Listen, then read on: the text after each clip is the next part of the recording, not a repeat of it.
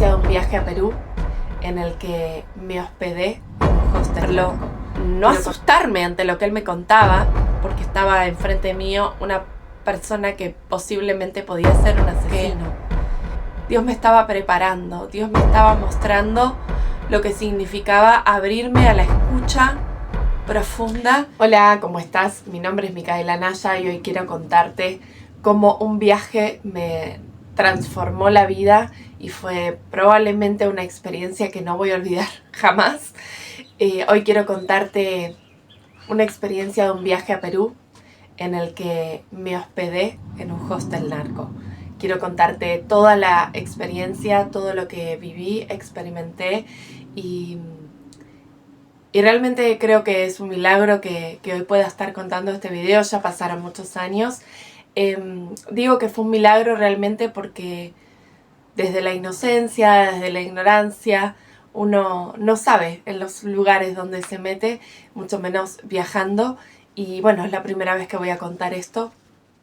Tengo todo un cuaderno de escritos de ese viaje que fue realmente muy revelador en muchos sentidos. Y toda la información que va cayendo con los años uno la va comprendiendo y vas afilando un poco más de qué mensajes te trajeron esas experiencias. Antes que nada quiero contarte que este propósito del video es un poco para compartir mi historia y cómo transformé mi vida de tener un trabajo que no me gustaba, una pareja tóxica, malas relaciones con mis padres, a poder tener un desarrollo de quién soy, aprender a escucharme y poder alinear mi trabajo a mis dones, a mi servicio y poder acompañar a otras personas. Como las experiencias que me fueron pasando me acercaron a Dios, me acercaron a la conciencia de que hay algo más que nos está sosteniendo, que nos está abrazando y que podemos tomar conciencia que realmente estamos cuidados en todo momento.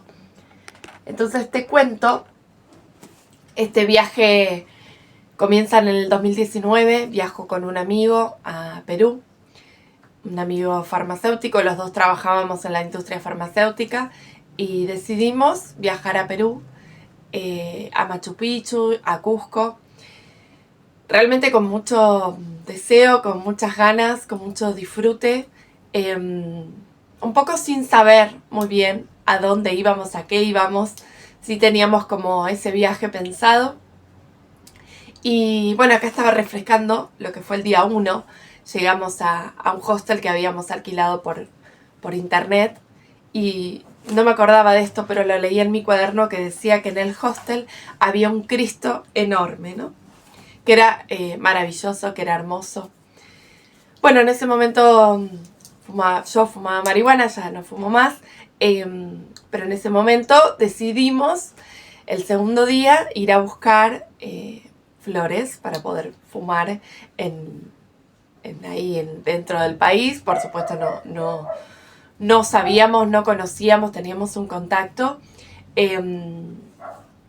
Bueno, la cuestión es que llegamos a un lugar, a un hotel, pudimos comprar lo que necesitábamos y bueno, la experiencia fue realmente fuerte. Llegamos a un lugar donde no había mesa, en un hostel donde no había mesa, había simplemente una mesa de pool. Bueno, pasando ahí entre nuestros ojos bolsas de cocaína y dentro de ese lugar, de ese hostel, había como reglas, había como ciertas normas que cumplir para poder estar en ese lugar, ¿no? Una de ellas era no se permitía el consumo ahí adentro, otra de ellas era que los peruanos no podían ingresar al hotel porque, bueno, había todo un código y no recuerdo cuál otra más eran las normas de convivencia. Por alguna razón, que la entendí después, decidimos con mi amigo, esto trajo conflicto, pelea entre nosotros por la plata del hostel, bueno, un montón de cosas, decidimos alojarnos en este hostel. Esto lo cuento a modo de experiencia, de transformación y por supuesto, del entendimiento que me trajo. con el tiempo, por puntualmente una experiencia particular que quiero compartir hoy, que fue realmente para mí un despertar, que fue una conciencia que sigue haciendo eco hoy día y que realmente fue una maestría. Creo que haber estado en ese lugar, en esa experiencia, con esa persona, habiendo vivido situaciones súper complejas y distópicas y movilizantes y peligrosas también, ¿no? Uno no se da cuenta en ese momento, pero bueno, nos alojamos en el hostel y nosotros fuimos para fin de año, para Año Nuevo, entonces también estaba como las fechas de la celebración de Año Nuevo. Y si miro para abajo porque tengo mi cuadernito, no quiero olvidarme de nada de lo que quiero contar. Acomodamos nuestras cosas, ¿no? En este hostel, en este lugar. Y bueno, nos quedamos ahí, ¿no? Nos decidimos que íbamos a quedarnos en ese lugar. Por supuesto que lo que representó el viaje a Perú, Tambo Machay, Puca Pucará, el Valle de la Luna, lugares increíbles, preciosos, Ollantaytambo, lugares muy, muy hermosos, muy místicos, con toda esa sabiduría ancestral, con esas esculturas, con esos diseños en la tierra. Realmente fue un lugar muy hermoso. Pasar Año Nuevo ahí fue muy hermoso. O sea, hay muchas fiestas en Cusco, se abren los locales y bueno, hay muchos espacios donde se consume alcohol, hay una plaza principal, bueno, en fin. Nosotros en ese lugar donde nos hospedamos, donde nos quedamos, teníamos una habitación enfrente de lo que era el comedor, donde había una mesa de pool, donde se hacían las transacciones, donde se repartía. Y el hotel, como te conté, tenía no era un hotel, era un hostel, tenía algunas como reglas y también tenía como si fuesen guardianes, que en realidad eran como, me sale matones la palabra, pero no es la palabra, sino como personas encargadas de mantener el orden, ¿no? Del lugar. Este es un lugar que alojaba también a personas que habían tenido situaciones difíciles, que habían estado en la cárcel, que estaban con problemas de consumo. Bueno, era un lugar, digamos, que refugiaba, ¿no? Y que hacía el favor de mantener o de acompañar durante un determinado proceso, con la condición de que pudieran estar como al servicio del hostel, ¿no? Lo cuento y parece una locura, pero bueno, fue una experiencia súper transformadora. Una vez, y ahí es donde quiero contarte esta experiencia, se estaban acercando fin de año, había como una propuesta de fiesta, de reunión. No sé por qué, realmente no lo sé. Yo creo que ahí Dios estuvo asistiéndome. Pegamos muy buena onda con el dueño, con el capo, ¿no? de este lugar. Pegamos buena onda y yo realmente sentía como si fuese un lugar, como si fuera la hija, como de bienvenida total, de recibimiento. Por supuesto que era un lugar turbio, ¿no? Un lugar donde había cosas que eran ilegales, cosas que eran movimientos heavies, ¿no? Pero la verdad es que nosotros fuimos súper bien atendidos, recibidos. Me acuerdo una vez que nos presentaron un perro de esos gigantes, y había un perro que tenía una cabeza así, realmente muy grande. Y me dijeron, míralo al perro, te lo presentamos, pero no lo mires a los ojos. ¡Wow! No lo mires a los ojos porque claramente te devoraba, ¿no? Enorme, un perro gigante. Bueno, fuimos súper bienvenidos en ese espacio. Pasaron varias cosas que fueron súper transformadoras, pero hubo una particularmente que fue realmente muy, muy movilizante para mí. Estábamos en el comedor preparando la cena, estábamos como compartiendo ahí una charla entre las personas, algunas que se alojaban, los que estaban directamente en el hotel. Y quiero leerte lo que escribí de aquel momento. Mientras esperaba la cena, me contaron una historia. Un colombiano hace un tiempo había acusado a alguno de los chicos de venta de drogas, cuando cayó la policía. En plena fiesta, le cagaron la vida y fue a la cárcel. No voy a dar nombres, el dueño de este lugar, de este hostel, lo sacó de la cárcel y lo protegió trabajando en este hostel, en este lugar donde nosotros nos estábamos hospedando. No sale mucho, casi nada, porque necesita estar protegido. Él me contó que tiene un viaje pendiente, que iba a ir a buscar a esa persona, que la iba a matar. Me dio su nombre, me dijo dónde vivía y dónde estaba su familia. Cuando volviera a su país, lo iba a buscar. Cuando él compartió eso, yo lo que le transmití fue que la venganza no era algo que le iba a ayudar, sino que claramente era algo que le iba a generar más dolor en el corazón. Me pregunto qué tengo que aprender de esto.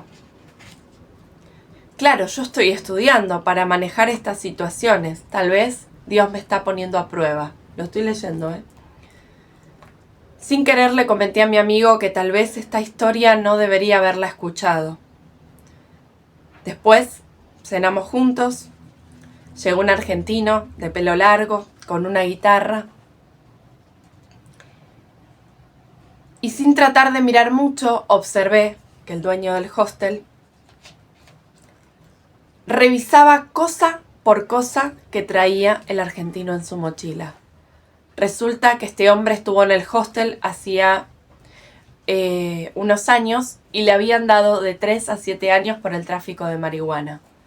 No sé cómo, pero estaba refugiado acá.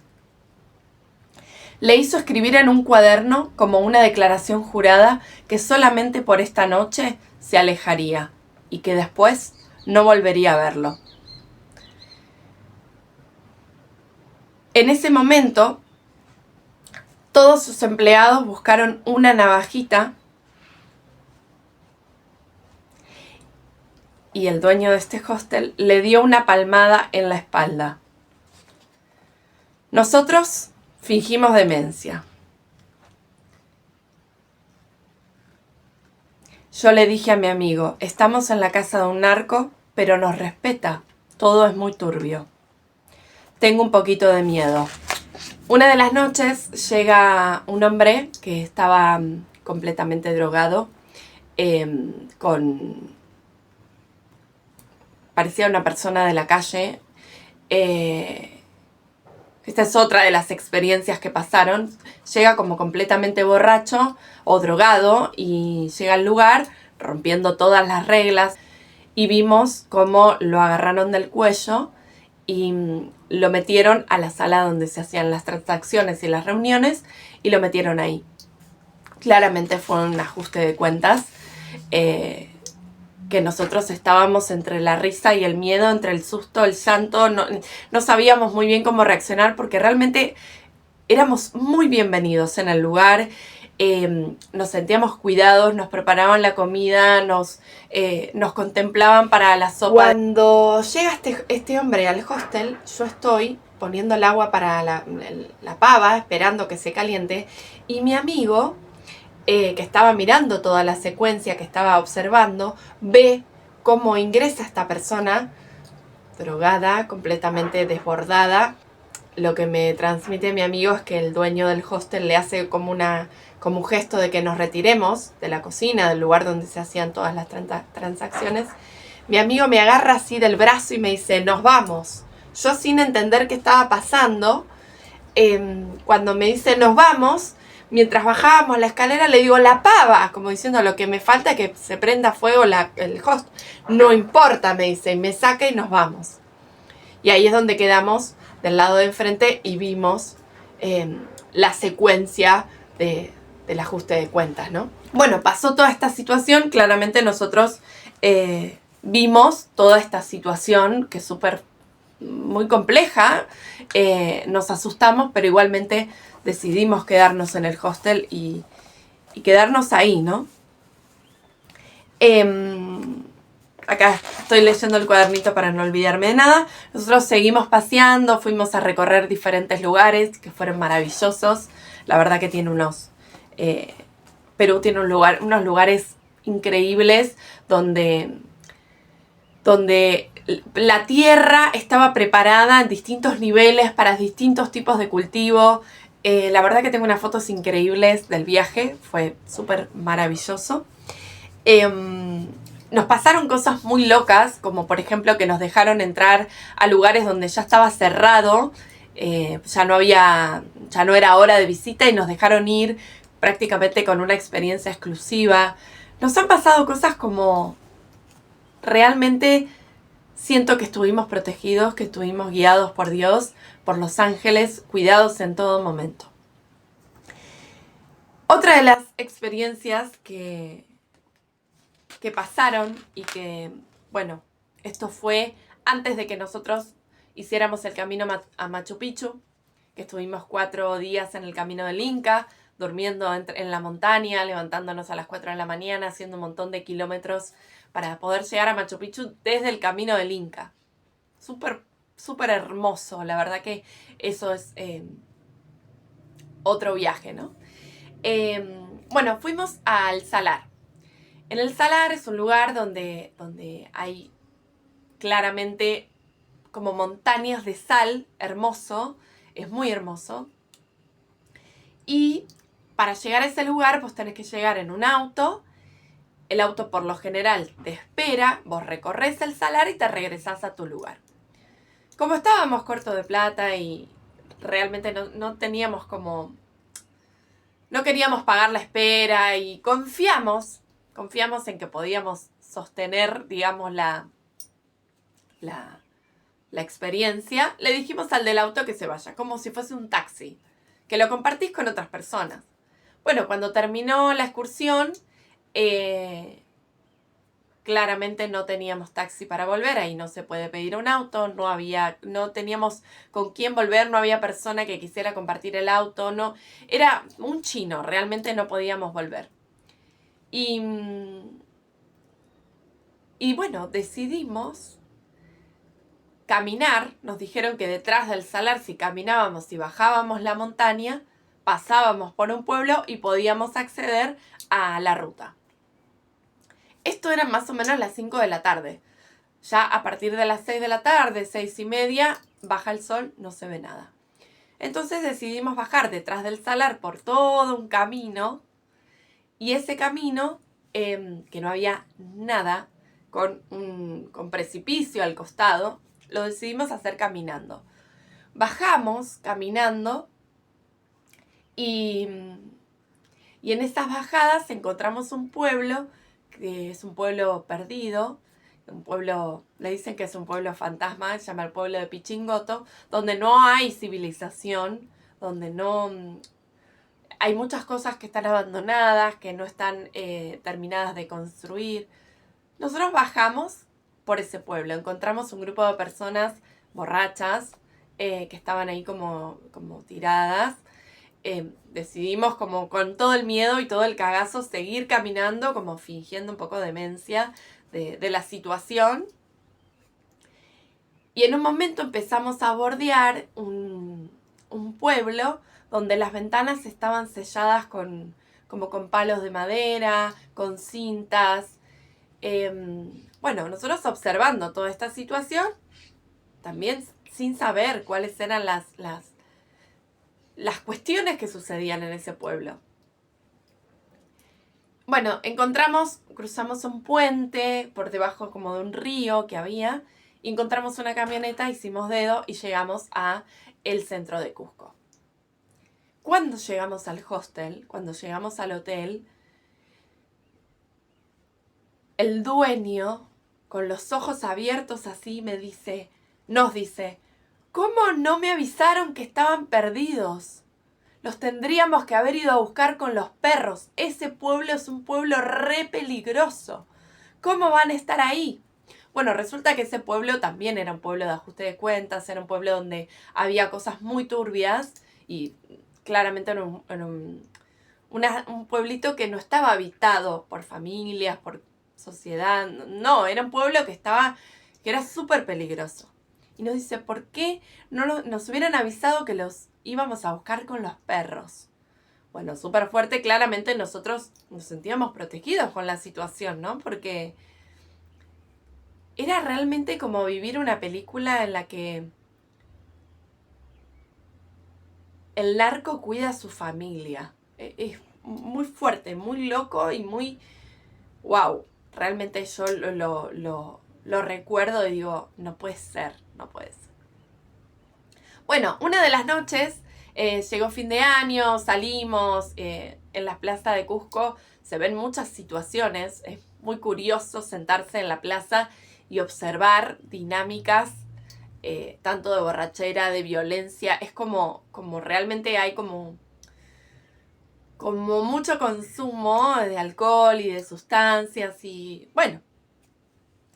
Y luego volvimos al hostel, ¿no? Después de la fiesta de fin de año todos se visten de amarillo, es como una fiesta muy alegre, hay fuegos artificiales, hay cantos, hay música, vos vas paseando por los distintos lugares, por los distintos como locales que se abren con fiestas distintas. Bueno, cuando volvimos al hostel, esa noche se acerca este muchacho un venezolano que me había contado la historia, que él era el guardián de ese lugar, que se la tenía jurada a una persona, y se sienta enfrente mío y hablamos sobre eso. Y yo le dije que claramente el dolor que él sentía por haber ido preso injustamente, la venganza que sentía por aquel colombiano que lo denunció injustamente, solamente le enfermaba su corazón. Que todo ese odio que él tenía claramente le generaba una ira dentro, una angustia dentro. Y él me miraba a los ojos y yo le dije, te voy a hacer Reiki. En realidad, hoy entiendo que lo que hice fue enviarle amor. No juzgarlo, sino mirarlo tal como es, observarlo, no asustarme ante lo que él me contaba, porque estaba enfrente mío una persona que posiblemente podía ser un asesino. Y yo, en lugar de asustarme, de salir corriendo, simplemente lo recibí, lo abracé y le hice Reiki. Cuando digo le hice Reiki, yo realmente siento que no fue la herramienta en sí, sino la intención de amor, de enviarle luz, de enviarle amor, de enviarle la luz de Dios, la luz del Espíritu, del amor incondicional que es la fuente, para poder transformar ese odio que él tenía. Cuando terminé, todo muy desde el desconocimiento, porque yo no pedí asistencia antes de hacer ese procedimiento, no me lavé las manos después, fue todo como muy al tuntún, ¿no? Una vez que terminé, me mira a los ojos y me dice, ¿qué me hiciste? Como si algo realmente hubiera cambiado su vida. No tengo idea qué es, eso fue obra de Dios, no fue obra mía. Me dice, algo me cambió. Bueno, se va, yo me voy a dormir. Al otro día, y esto lo juro por Dios, y mi amigo puede dar fe y testimonio de esto, yo no podía levantarme de la cama de la tristeza que tenía mi corazón, de la angustia que tenía mi corazón, del dolor que tenía. No podía levantarme de la cama, lloraba y lo llamo por teléfono a mi amigo y le digo, te pido por favor que me ayudes porque no me puedo levantar de la cama.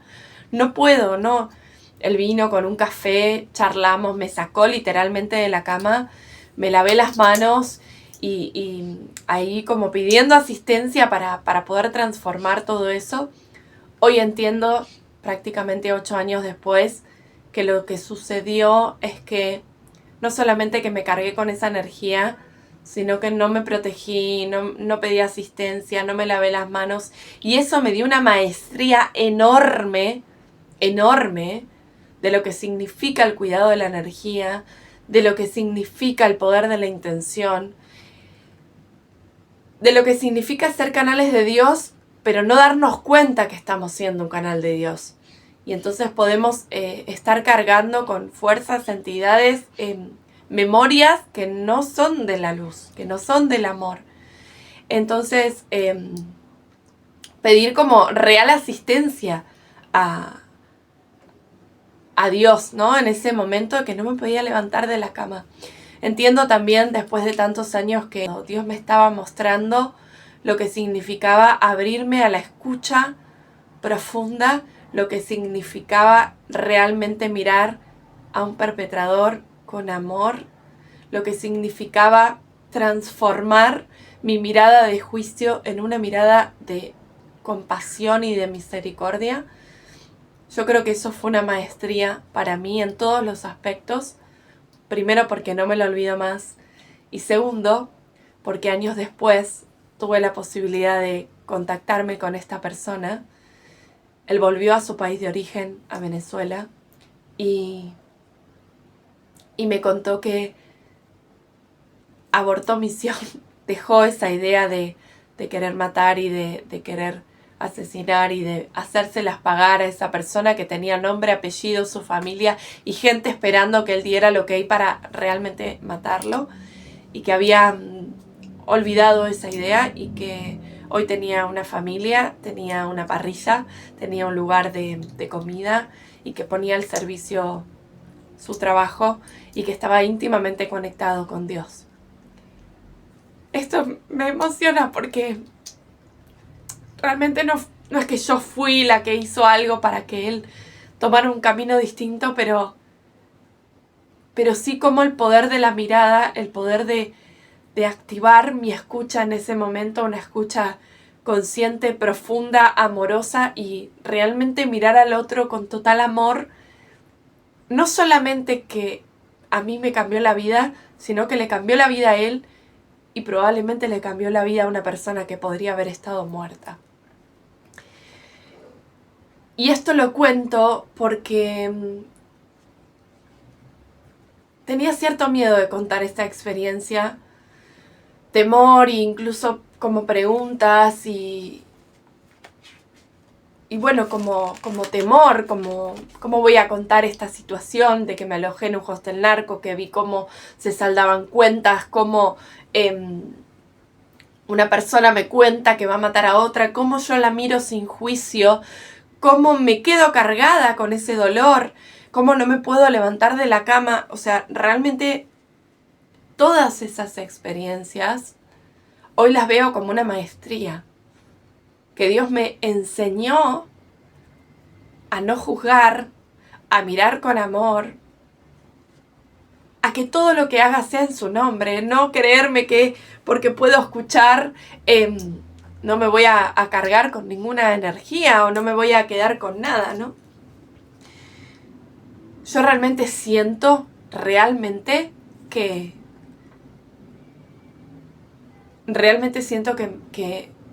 fue un antes y un después ese viaje. Lo veo como un proceso de maestría, porque además otra experiencia que hemos vivido, ¿no? Por ejemplo, venían personas como tal vez muy drogadas o personas que venían a consumir, a comprar, y venían cual película, ¿cómo se llama? The Walking Dead, y golpear la pared, las personas que estaban con nosotros, los guardianes, el dueño del hostel, golpear la pared así, pa, pa, pa, pa, y que se retiren como real, literalmente fuese The Walking Dead, como acá mando yo, ¿no? Miro mi cuaderno porque realmente no quiero olvidarme de nada. Les voy a leer la experiencia cuando le envié Reiki. Me quedé charlando. Tiene una historia de vida realmente muy fuerte. Le agarré las manos y sin decirle nada le hice Reiki. La energía era rara, fuerte y me temblaba el cuerpo. Se me aceleró el corazón y las manos. Mucha fuerza. Después de un tiempo, lo vi relajado. Cuando se despertó, me dijo: ¿qué me hiciste? Mis manos, siento las manos pesadas. Hace 6 años que no me siento tan tranquilo. Estaba sorprendido. Le conté un poquito de la historia, de que estaba aprendiendo a sanar, y me dijo: sos de oro, sos muy pura. Al otro día me desperté con frío y angustia. Estaba muy, muy mal. Le pedí a mi amigo que me ayude a levantarme, porque realmente no podía. Mañana arrancamos camino a Machu Picchu. Bueno, y acá un poquito lo que lo puedo dejar para otro video, la experiencia de Machu Picchu, que fue realmente hermosa. Estuvimos 4 días haciendo el camino del Inca, haciendo todo un recorrido de transformación, también de desafío interno, ¿no? Dormir poco, caminar, lluvia, frío, calor, subidas, bajadas, unos paisajes realmente fascinantes, que fue realmente una experiencia muy, muy, muy sanadora. Pero bueno, quería hacer este video para darte mi testimonio de lo que significa estar cuidado por Dios, de lo que significa la mirada de amor, de lo que significa estar en la oscuridad, en el barro, y que Dios te saque, te proteja, te cuide, que lo que significa estar en un lugar donde podría haber peligrado mi existencia. No es la primera vez que me sucede, pero quería contar esto porque realmente para mí fue un antes y un después. Fue un milagro. Yo creo que fue un milagro lo que sucedió en ese momento que le envié energía, y la bendición de haberme enterado que eso transmitió un milagro para otras personas también. Es algo que me llena el alma, realmente. Este video tiene como propósito contarte una de las experiencias de lo que significa para mí aprender a escuchar realmente. Esa escucha intuitiva, profunda, incondicional y libre de juicios, que me llevó a estar en un lugar oscuro, a un lugar donde peligraba mi vida, pero aún así protegida por Dios en todo momento. Y bueno, mi intención es poder seguir compartiendo y poniendo a la luz situaciones que tal vez no me animaba a contar por miedo, y hoy entiendo que el miedo ya no tiene que existir en mi vida, que lo que quiero que sea es un camino de amor, y dejarte como reflexión cómo esta experiencia, cuando miramos con amor situaciones de dolor, cuando miramos con empatía, con no juicio, con compasión y con misericordia, realmente sucede el milagro. Realmente algo puede transformarse, algo puede modificar tu vida, y hace que puedas encontrar esa asistencia divina. Yo hoy lo entiendo 8 años después, que estuve guiada, que estuve sostenida, que Dios me protegió en todo momento. Incluso, te cuento una última cosa, el último día de nuestro viaje perdimos el vuelo, y estábamos en otro país, no había posibilidad de poder viajar, perdimos el vuelo porque nos quedamos dormidos. Y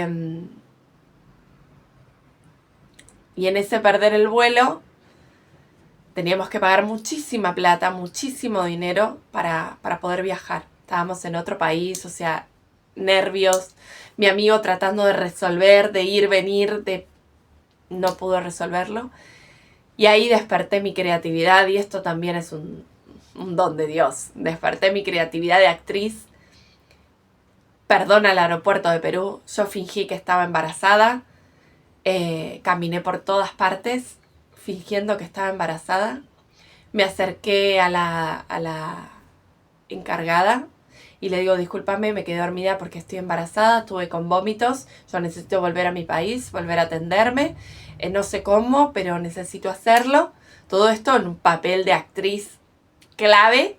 Y me dijo, bueno, date a la salita. Fui a la salita con riesgo de que me hicieran ecografías, que me hicieran algún estudio. Le dije, mira, me pasó esto, esto y esto.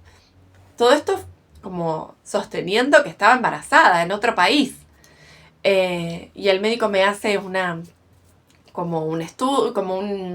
receta y eso lo vuelvo a presentar con la encargada y nos dan un par de horas, nos vuelven a dar un vuelo para volver a Argentina gracias a esa interpretación teatral que yo creo que nos salvó prácticamente la vida y nos salvó también el haber quedado varados en otro país.